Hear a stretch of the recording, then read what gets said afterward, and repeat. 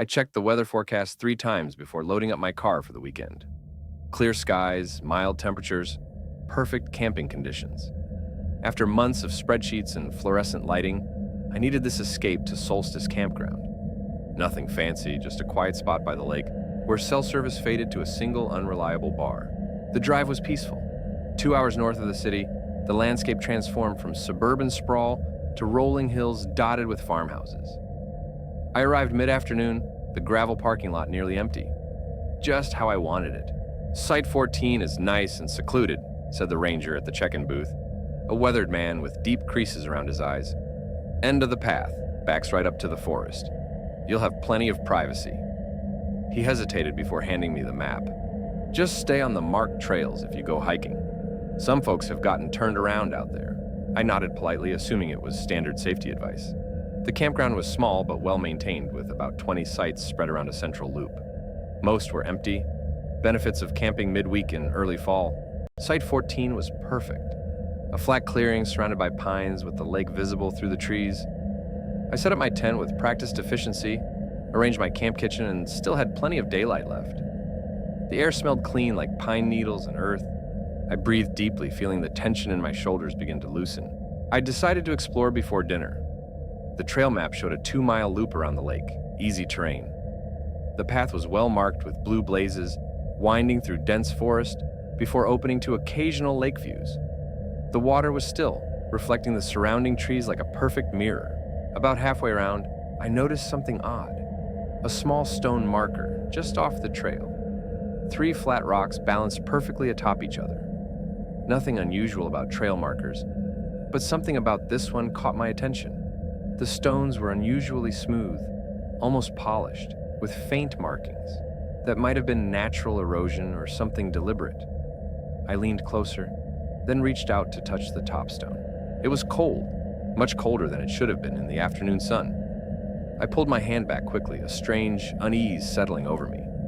The forest had gone quiet, I realized.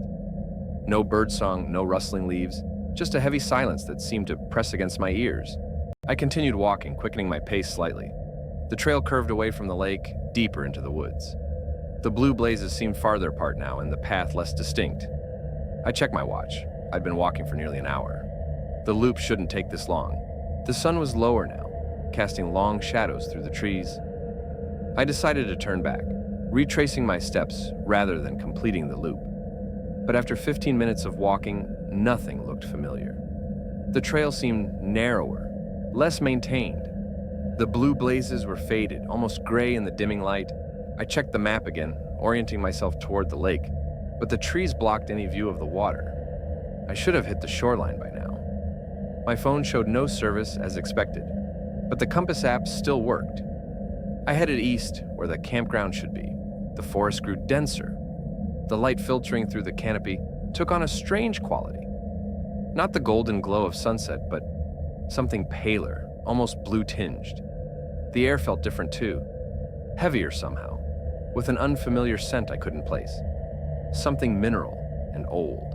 Panic fluttered in my chest as I realized I was completely lost. I stopped, breathing deeply to calm myself. I was just tired and disoriented. The campground couldn't be far. The light was fading fast now.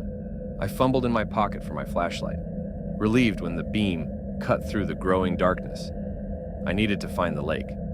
From there, I could follow the shore, back to the campground. After what felt like an hour of increasingly desperate hiking, I broke through the trees and saw water gleaming in my flashlight beam. Relief washed over me until I realized something was wrong. This wasn't the same lake. It was smaller, more circular, surrounded by unfamiliar rocky shores instead of the gentle banks I'd seen earlier. In the center of the lake, something broke the surface, a dark shape that disappeared as quickly as it had appeared. A fish, I told myself. Just a fish. I backed away, my heart hammering. The rational part of my mind searched for explanations, but I knew with a certainty that bypassed all logic that something was wrong here. Something was watching me. The forest behind me was unnaturally quiet, as if holding its breath. My flashlight beam darted between the trees, revealing nothing but shadows that seemed to shift and move when I wasn't looking directly at them. I ran. Branches whipped at my face as I crashed through the underbrush. no longer caring about trails or direction, just desperate to get away from that watching presence. My flashlight beam bounced wildly as I stumbled through the darkness. When I finally stopped, lungs burning, I was completely lost. The forest around me was silent again, but it was a tense silence, expectant. My flashlight flickered, then dimmed. I shook it frantically, and the beam strengthened momentarily before fading again. In the dying light, I saw it. A clearing ahead, and in its center, a flat stone altar surrounded by ancient standing stones. The sight made no sense. This structure couldn't exist without someone building it. Yet it felt ancient, as if it had stood here for centuries. My flashlight gave one final surge before going dark. In that last flash of light, I saw symbols carved into the altar's surface, spiraling patterns that seemed to move when I tried to focus on them. In the darkness, something cold brushed against my hand. I jerked away, but it followed, a pressure like invisible fingers pressing against my skin. The pressure multiplied, coming from all around me now, cold touches guiding me forward. A pale light began to emanate from the altar itself. Not reflected light, but something coming from within the stone. The standing stones around it began to glow with the same pale blue luminescence, casting eerie shadows across the clearing. The pressure against my skin returned, multiple points of cold contact now. On my arms, my shoulders, the back of my neck. I thrashed against them, but they pressed harder, guiding me toward the altar. My feet moved against my will, drawn toward the glowing stone. In the ghostly light, I could see the altar clearly now. On its surface lay a perfectly round depression, smooth as glass. As I was forced closer, I could see the depression wasn't empty. It contained what looked like water, but it didn't reflect the light from the stones. Instead, it seemed to absorb it, a pool of absolute darkness. The pressure forced my hand toward the stone. I resisted with every ounce of strength, but my fingers were being uncurled, my palm guided to the dark pool. I knew with terrible certainty that I must not touch it. The pressure forced my hand toward the stone. I resisted with every ounce of strength, but my fingers were being uncurled, my palm guided to the dark pool. The moment my skin broke the surface, the liquid wasn't cold.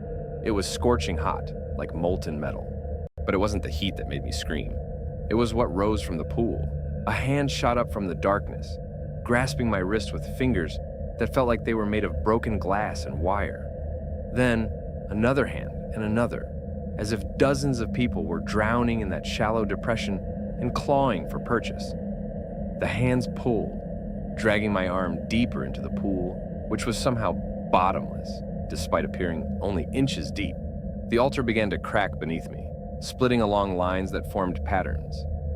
Not random breaks, but deliberate designs that looked almost like a face. The stone surface bulged upward, as if something massive was pressing against it from below. A voice erupted from the pool, not one voice but dozens screaming in unison. Men, women, children, all shrieking the same words. Finally, finally, finally! The hands holding my arm were pulling harder now, and I could see faces in the dark liquid. Distorted, agonized faces of people who had stood where I stood, touched what I had touched. Their mouths opened and closed soundlessly, their eyes wide with an eternal terror. The altar's surface shattered completely, revealing that it wasn't solid stone at all.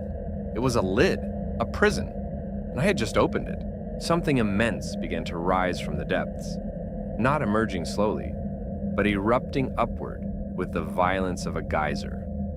The thing that came up was impossible to comprehend fully. My mind kept sliding away from the details, but I caught fragments. Flesh that moved like liquid, limbs that branched and split and merged, a mass of eyes that opened and closed in patterns that hurt to look at. But worst of all was its hunger.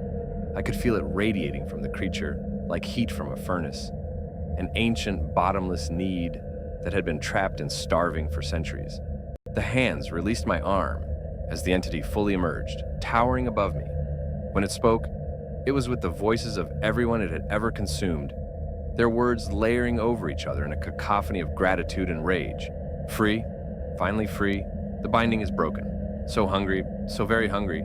I tried to run, but my legs wouldn't obey. The creature's presence seemed to paralyze me, or maybe it was just terror. It leaned down, its form shifting and writhing, and I saw that its surface was covered in human faces, all of them alive, all of them screaming. "Thank you," it whispered with 1,000 voices. "Thank you for freeing us. Now join us." The entity flowed toward me like a living wave. Where it touched my skin, I felt myself beginning to dissolve. Not into stone, but into something worse, becoming part of its mass, my consciousness joining the chorus of voices trapped within it. As I was absorbed, I understood the truth. The altar wasn't just a prison, it was a feeding mechanism. The creature had been placed here eons ago, bound by ancient rituals, able to feed only when someone willingly touched the pool. Each victim became part of it, their life force sustaining it through the long years of imprisonment. But now it was free. Free to hunt beyond this clearing, free to spread through the forest and beyond. My voice joined the others as we rose into the night sky, a writhing mass of hunger and horror. Through 1,000 eyes, I saw the lights of the distant city, saw all those people sleeping peacefully in their beds, unaware that something ancient and ravenous was coming for them. The last coherent thought I had before my consciousness fully merged with the entity was a desperate hope that someone, somewhere, would be able to stop what I had unleashed. But I knew, with the terrible wisdom of the consumed, that nothing could stand against what we had become. There was no escape, only endless hunger.